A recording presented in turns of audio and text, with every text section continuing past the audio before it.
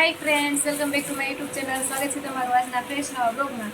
ને જો કાલનો અધૂરો જે પાર્ટ હતો એ આજના બ્લોગમાં તમને જોવા મળશે, તો ફૂલ આખો બ્લોગ જોજો મારો. ને હવે અમે પહોંચી ગયા છીએ મારા બીજા જૂના પાડોશી છે એની ઘરે. ને હવે અમે રોંડાના છેલ્લા 5 વાગ્યા છે, 5 નહીં 6 વાગી ગઈ છે.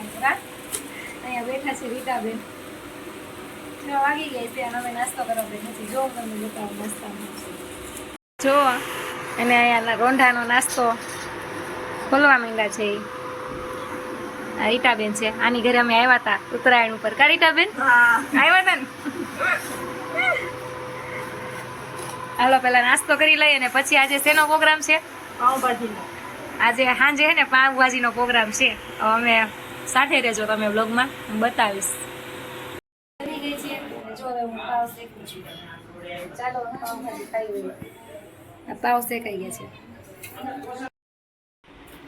કેવી ભાજી બની? પિયુષભાઈ કે હરખી બની છે તો વાંધો નહીં. ના તમારે કઈ હરખું ન હોય કેજો. ખારું મોરું તીખું મીઠા મોરું ઉસાર તમે કેવો કેવી બની છે? ઠીક. મિલનભાઈ કે જો ફ્રેન્ડ્સ પાવભાજી બધા ખાવા માંડ્યા છે. પાપડ, ચીજવાળી ભાજી.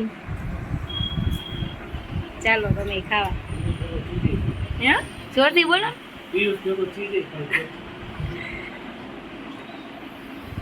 ખાવું તો પડે ને કા પિયુષભાઈ?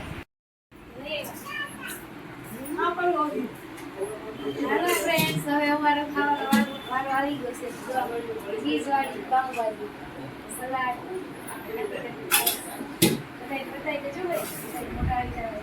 બધાના મોઢા આવી ગયા છે.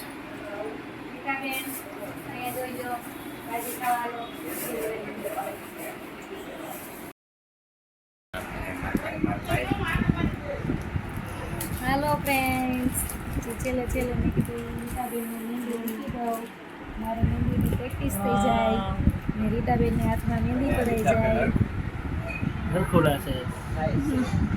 તો મિત્રો, આવા જ બ્લોગ જોવા માટે મારી ચેનલ સબસ્ક્રાઈબ કરો. મળીશું આવતા નવા બ્લોગમાં. ત્યાં સુધી આવજો, બાય.